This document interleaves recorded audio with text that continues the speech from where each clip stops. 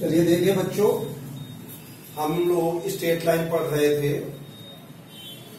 Straight line में various form हमने इससे पहली वीडियो में पढ़ी थी। आज हम उसके आगे का पढ़ेंगे। एंगल बिटवीन टू लाइन्स हम पढ़ चुके थे। वेरियस फॉर्म में हमने इक्वेशन पढ़ ली, कौन कौन सी इक्वेशंस होती। अब इसके बाद देखिएगा क्या reduction of equation, reduction of a general equation in various form. General equation क्या होगी? स्ट्रेट लाइन की जनरल इक्वेशन किसको कहेंगे हम लोग? Yes, ax plus by plus c equal to 0। This is called general equation. अब इस जनरल इक्वेशन को हमें अलग अलग फॉर्म में ब्रेक करना है। तो पहले हमें ब्रेक करना है, मान लीजिए स्लोप इंटरसेप्ट फॉर्म।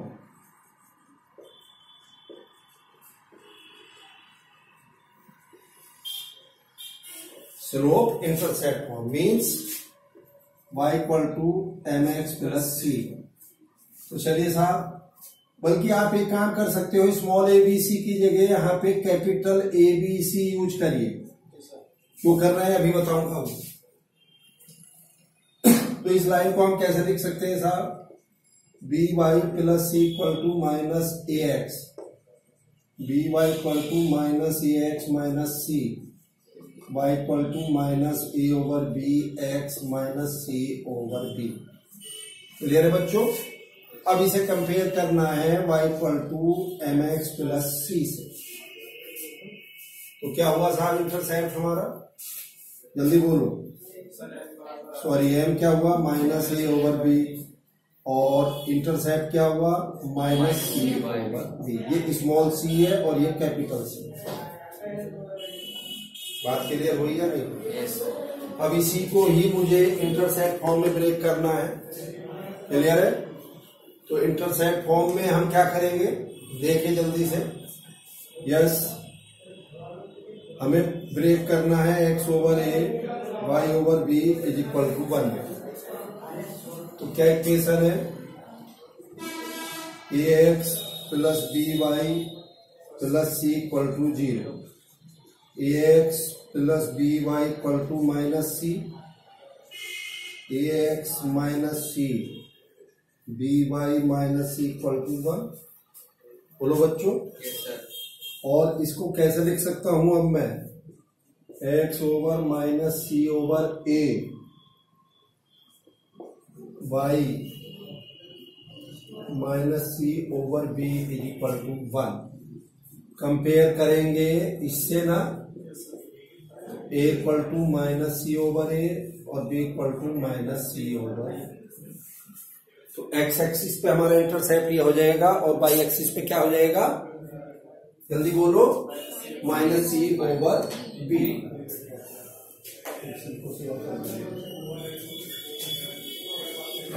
क्लियर है? अब मुझे ब्रेक किसमें करना है बच्चों? इसको नॉर्मल फॉर्म में। कौन सी फॉर्म है? x cos alpha plus y sin alpha equal to p है। तो देखिए कैसे, जल्दी देखिए। ax plus by plus c equal to 0, ax plus by equal to minus c, ax minus by equal to c। बात clear हुई या नहीं हुई? बोलो बच्चों। तो अब हमें क्या करना है? इसको इस फॉर्म में ब्रेक करना है। तो आइए साहब कैसे करेंगे। देखिए, ये जो x और y के कोफिशिएंट हैं, इनके स्क्वायर के अंडर रूट से इसको डिवाइड कर दीजिए दोनों तरफ। अब ऐसा क्यों करा मैंने? अब चूंकि मुझे इससे कंपेयर करना है, तो cos alpha minus a over a square plus b square और sin alpha equal to minus b over a square plus b। कैसे? आप ट्रायंगल बनाइए। cos यानी कि a square plus b square, cos a तो हुआ। तो अब ये परपेंडिकुलर b आ जाएगा, तो ऑब्वियस है sine alpha equal to this over this होगा कि नहीं होगा। और लेंथ ऑफ परपेंडिकुलर क्या हो गई बच्चों, C over A square plus B square. Right hand side हमारी पॉजिटिव होनी चाहिए हर कीमत। बोलो जल्दी से। तो ये रिडक्शन क्या में हो गया हमारा, slope intercept form and normal form. यहां तक क्लियर। चलिए नोट करिएगा इसको बहुत जल्दी से।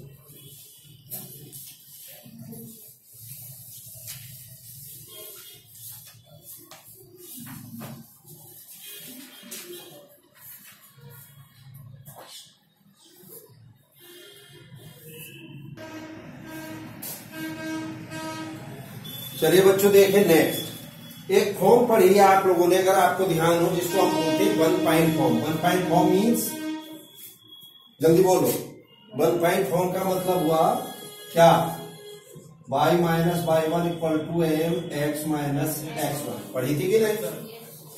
इसका मतलब समझ रहे हो, y माइनस y1 m का मतलब यहां स्लोप होता कि नहीं? इसको हम tan थीटा से डिनोट करते हैं।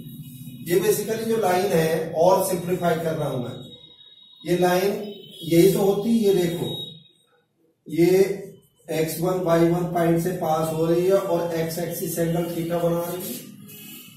जल्दी बोलो, ये तो लाइन होती है कि नहीं? तो चलिए साहब, अब tan थीटा को भी हम क्या करेंगे, sine theta over cos theta में ब्रेक कर देंगे। तो ये x minus x1 over cos theta, y minus y1 over sine theta. This is called क्या बच्चों, सिमेट्रिकल या पैरामेट्रिक फॉर्म। ये बहुत ही इंपॉर्टेंट है। स्ट्रेट लाइन के पॉइंट ऑफ व्यू से ये जो फॉर्म है ये बहुत इंपॉर्टेंट है। इस पर जनरली आपके यहाँ जो IIT एडवांस और मेन, उस पर प्रॉब्लम्स बनती हैं इस फॉर्म में। नॉर्मल तो नहीं पूछा जाएगा इस पे, लेकिन उस पे इसकी प्रॉब्लम्स जरूर मिलेंगी आप लोगों को। ठीक, अब इसी पे अगर मैं इक्वल टू इसको R ले लूं, तो इसी लाइन पे कोई पॉइंट मुझे लेना हो, जनरल पॉइंट बच्चों, वो R cos theta plus x1 R sin theta plus y1 होगा या नहीं होगा? कैसे? अरे this equal to R, x minus x1 equal to R cos theta, तो x equal to R cos theta plus x1 नहीं हो गया? ऐसे ही y कोऑर्डिनेट आ जाएगा। यानी कि अगर ये पॉइंट A से पास हो रही, इसी पे कोई पॉइंट P मैंने ले लिया, तो पॉइंट P के ये कोऑर्डिनेट होंगे, और ये पॉइंट P ऑलवेज A से R डिस्टेंस पर होगा। पॉइंट P जो है वो पॉइंट A से ऑलवेज R डिस्टेंस पर होगा। ये पॉइंट P आया, जैसे ये आपका ये है, इन दोनों के बीच की दूरी निकाल लो डिस्टेंस फॉर्मूले से आप लोग। तो डिस्टेंस फॉर्मूले से जब आप दूरी निकालेंगे तो वो यही आएगा। हाँ या ना? क्लियर हो गई? अब सवाल ये कि जिस फॉर्म को हम क्यों पढ़ रहे हैं, जरूरत क्या है इसकी, तो इसके कुछ एप्लीकेशन आप देखिए, तो मैं समझता हूं आपको वाकई इसमें मजा आएगा। क्या है पहला एप्लीकेशन? एक लाइन है बच्चों, x minus 2y plus 1 equal to 0, और पॉइंट है आपका 1 1। पॉइंट 1 1 से √5 की दूरी पर इस लाइन पर किसी पॉइंट के कोऑर्डिनेट क्या होंगे? आप क्वेश्चन को रिपीट कर रहा हूं मैं। इस लाइन पर कोई पॉइंट है P, ऑब्वियस है P से पास हो रही, रखते देखो आप, x को 1 रखो, y को 1 रखो, तो 1 माइनस 2 प्लस 1 यानी कि 0 इक्वल टू 0 आया, तो 1 1 से पास हो रही है। तो क्या इस लाइन पर इस पॉइंट P यानी कि 1 1 से √5 की दूरी पर किसी दूसरे पॉइंट के कोऑर्डिनेट क्या होंगे? ये क्वेश्चन पूछा जा रहा है। यहां बच्चों जैसे मैंने R लिया था ना, R की वजह आप कायदे से इसको mod R यानी कि प्लस माइनस R ले सकते हो। क्यों? जैसे पॉइंट A लिया, A के अगर एक तरफ जाओगे प्लस और A के अगर दूसरी तरफ जाओगे तो आप माइनस R। ये तो आप जानते हो, किसी रेफरेंस पॉइंट के एक साइड जाएंगे पॉजिटिव, दूसरी साइड जाएंगे नेगेटिव। बात क्लियर है? तो इसलिए mod R या प्लस माइनस R ले लेंगे। तो चलिए बच्चों, इस लाइन को पैरामेट्रिक फॉर्म में रिप्रेजेंट करना हमें। कैसे लिखना है पैरामेट्रिक फॉर्म में? ये 1 से जा रही है और बच्चों इसका स्लोप कितना है tan थीटा। जल्दी बोलो 1/2 होगा कि नहीं होगा इस लाइन का स्लोप। अरे स्लोप कैसे निकालेंगे, कंपेयर इससे करेंगे कि नहीं करेंगे। तो ये क्या बन जाएगी 2y=x+1 1/2x+½ तो m की जगह 1/2 नहीं हो गया tan थीटा। जल्दी बोलो। अब ये ट्रायंगल बना लो 1/2 का मतलब ये √5 तो यहां से sin थीटा 1/√5 cos थीटा 2/√5। अब सवाल ये कि जी इसकी क्या जरूरत है, को निकाल रहे हो बिना मतलब के। है भाई जरूरत। इसको पैरामेट्रिक फॉर्म में लिखिए। कैसे लिखेंगे x - x1 over cos theta y - y1 over sin theta equal to r का मतलब है √5। गिवन है ना, उसने बोल दिया ना कि √5 की दूरी पर, तो r की वैल्यू √5 बोल दी उसने। तो चलिए अब cos थीटा की वैल्यू रखिए जल्दी से 2/√5 sin थीटा 1/√5 प्लस माइनस √5। तो भाई किसी पॉइंट के कोऑर्डिनेट क्या हो जाएंगे plus minus √5 2/√5 plus 1 plus minus √5 1/√5 plus 1। हाँ या ना। तो किसी पॉइंट के coordinate plus minus 2 plus 1 plus minus 1 plus 1। हाँ या ना। एक बार साइन प्लस ले लो तो 2 प्लस 1 1 प्लस 1। एक बार साइन माइनस ले लो। कुछ समझ में आई बात या नहीं। तो कोऑर्डिनेट 3 2 एंड q -1 0 आया या नहीं आया। तो क्या कंक्लूजन निकला, इस फॉर्म का क्या एप्लीकेशन आया, ध्यान से फिर सुनिए। इस लाइन पर पॉइंट P यानी कि 1 से √5 की दूरी पे किसी दूसरे पॉइंट के कोऑर्डिनेट क्या होंगे। तो मैंने इसको पैरामेट्रिक फॉर्म में लिखा, इसका स्लोप निकाल लिया। ठीक, ये चीज आई। इसको मैंने इस ढंग से कोऑर्डिनेट आ गए, एक बार प्लस साइन लिया एक बार माइनस। तो प्लस साइन लेके लाइन के P के एक तरफ आ गया, माइनस साइन लेके P के दूसरी तरफ आ गया। आप ऐसे कह सकते हो ये ढंग से लाइन ये थी जो P से पास हो रही है। अब √5 की दूरी पे ये चलो A से पास हो रही है, तो P के कोऑर्डिनेट 3 2 और माइनस √5 की दूरी पे -1 × 0 ऐसे कह सकते हैं। हाँ या ना। जल्दी बोलो। क्लियर है यहां तक सारी बातें। और देखिए और देखो इसका एप्लीकेशन, इतने में ही काम नहीं बनने का, और भी है। देखो कैसे बच्चों, एक ये सर्किल है। क्या है ये सर्किल है। इस सर्किल का जो सेंटर है वो गिवन है, सर्किल की रेडियस गिवन है। सर्किल का सेंटर और रेडियस दोनों गिवन है और इसके अंदर एक स्क्वायर इंस्क्राइब किया है। क्या किया है, स्क्वायर, वर्ग बनाया हमने, वर्ग जिसको हिंदी में बोलते हैं। और इस वर्ग की स्क्वायर की जो साइड है वो कोऑर्डिनेट एक्सिस के पैरेलल। काहे के पैरेलल है, ये मान लो ओरिजिन है आपका, ये मान लो दिस इज ओरिजिन। और इसका ये सेंटर मान लीजिए, सपोज कीजिए 1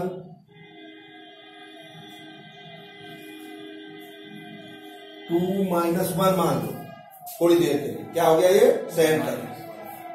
अब ये सेंटर हो गया, ये मैं ऐसे मिला दूं, ये डायगोनल होंगे कि नहीं होंगे। भैया ये ABCD वर्ग के वर्टेक्स हो गए, शीर्ष हो गए, और रेडियस है इसकी 5 यूनिट। ये इसकी रेडियस सर्किल की, भाई यहां सेंटर से तो होगी ये। जल्दी बोल दो। तो और जो इस स्क्वायर की साइड्स है वो कोऑर्डिनेट एक्सिस ये जो है इनके पैरेलल है। तो वह आपसे इस स्क्वायर के वर्टेक्स की वैल्यू पूछ रहा है। वर्टेक्स की वैल्यू क्या होगी, तो कैसे निकालेंगे।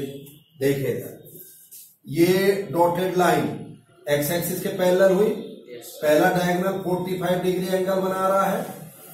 2 - 1 से जाने वाली लाइन 45 डिग्री का स्लोप हो, क्या इक्वेशन हो जाएगी पैरामेट्रिक फॉर्म में? x - 2 cos 45 y + 1 sin 45 equal to ±5। क्यों ले लिया? एक बार प्लस एक बार माइनस, तो ए और सी के कोऑर्डिनेट मिल जाएंगे कि नहीं मिलेंगे? 5 यूनिट की दूरी पे।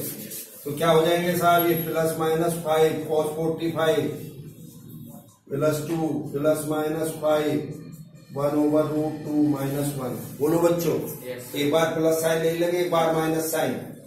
ए और सी मिले कि नहीं मिले? अब मुझे क्या चाहिए? अब मुझे चाहिए बी और डी। चलिए, अगर ये ओसी डायगोनल यानी कि एसी डायगोनल 45 एंगल बना रहा है, तो भैया कोऑर्डिनेट एक्सिस से बीडी एंगल 135 बनाएगा कि नहीं बनाएगा? एंगल बनाएगा। तो बस सिंपली 45 की जगह 135 रख दीजिए।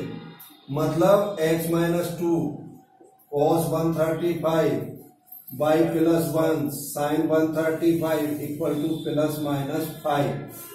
तो 5 ±5 और cos 135 की वैल्यू दिस, और ये +2 ±5 sin 135 की वैल्यू 1/√2 -1। जल्दी बोलो, एक बार प्लस साइन एक बार माइनस साइन, तो आपको बी और डी के कोऑर्डिनेट मिल जाएंगे। बात समझ में आई या नहीं आई?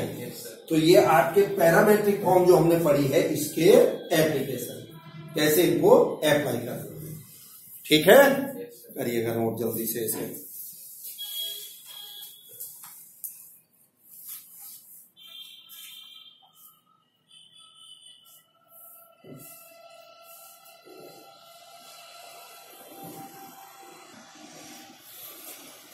चलिए बच्चों, देखिएगा नेक्स्ट, कौन करंट लाइन। कौन current line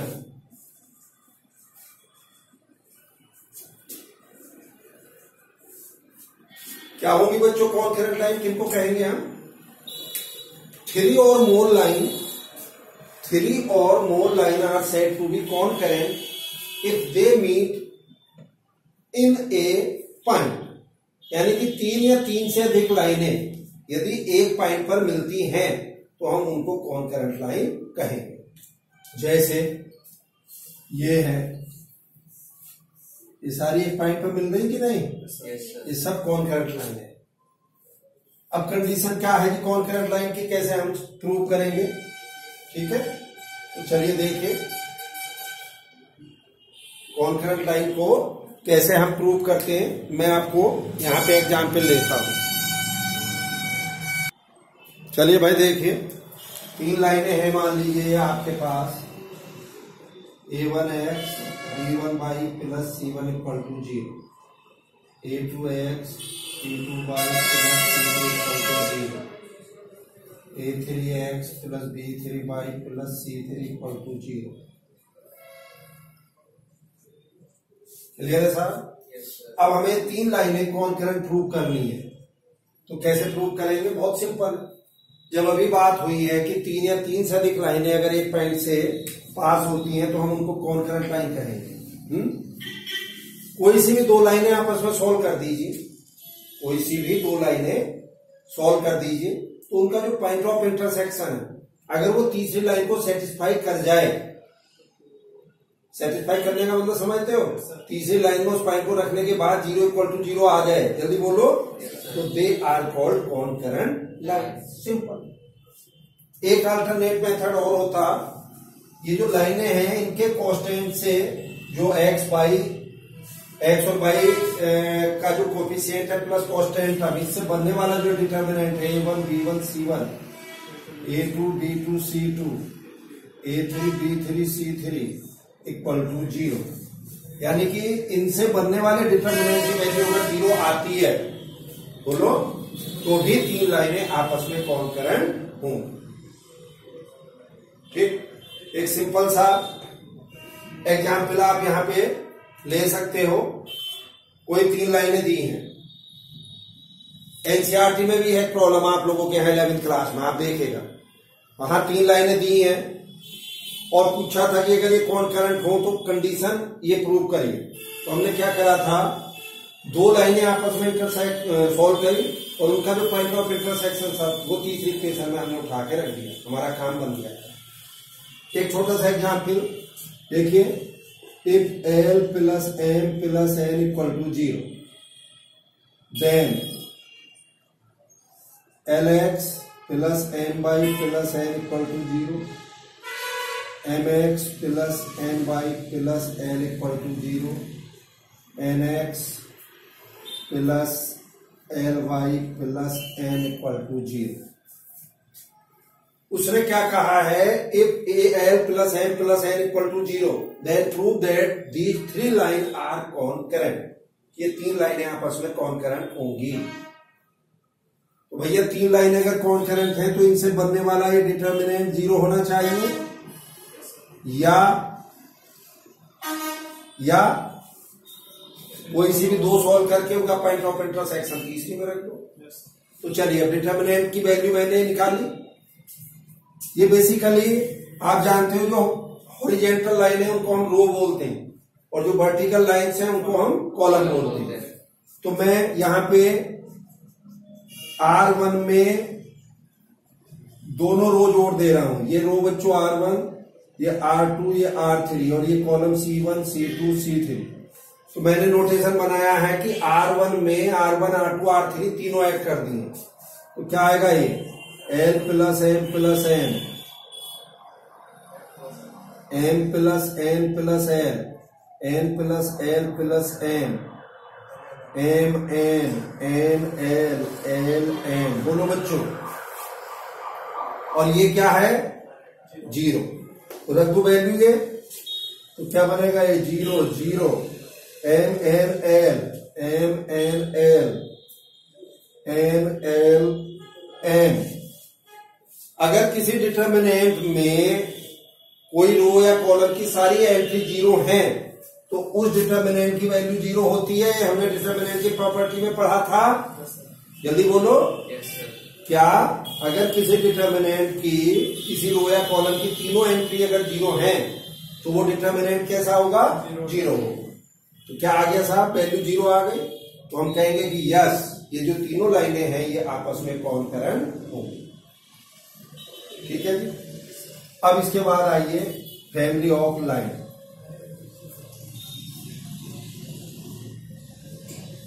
family of lines तो देखिए बच्चों बहुत जल्दी, फैमिली ऑफ लाइंस किस टाइप से होती हैं, P plus lambda Q equal to 0 या AP plus BQ equal to 0।